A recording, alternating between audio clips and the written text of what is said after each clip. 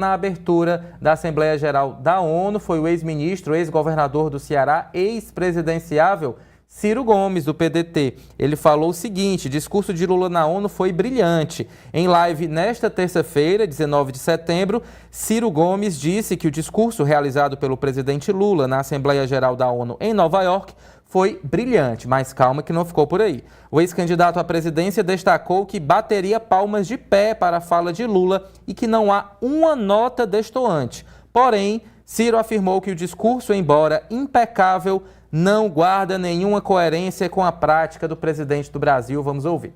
Um discurso mais do que notório, brilhante.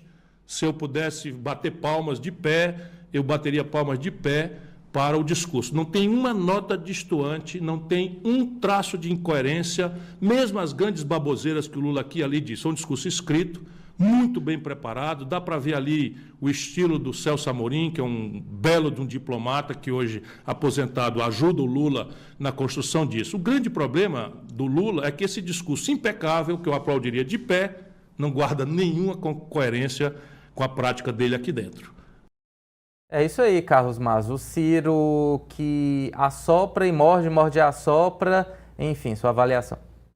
Tem sido a posição mais recorrente do Ciro, né? Demarcar ali as diferenças da posição dele com o Lula, né? A gente viu, né, por exemplo, ele vinha elogiando a questão do Lula pressionar o Banco Central pela redução de juros, mas ao mesmo tempo ele acusava o Lula de não tomar uma ação enérgica, né? Ele disse que o Lula poderia sim trocar o Campos Neto. Faz a mesma coisa com relação aos grandes projetos que eram anunciados, né? A intervenção ali no mercado automobilístico era negativa, mas se reunia com o mercadante do BNDES e dizia que o mercadante estava fazendo uma gestão brilhante. Enfim, então tá nesse jogo de demarcação, de diferença ali, nesse morde-a-sopra, como você bem coloca. Agora, a gente está falando de política internacional, né, Ítalo? Então, no final das contas, uma análise como essa acaba sendo muito positiva, porque a gente sabe que, no final das contas, quando a gente está falando de relações diplomáticas, relações internacionais, é muito jogo de cena mesmo, muitas vezes é o peso ali do discurso, o discurso ecoar mesmo. Por exemplo, a gente viu agora mesmo essa reunião entre o Lula e o Zelensky, ali não saiu nada de muito prático,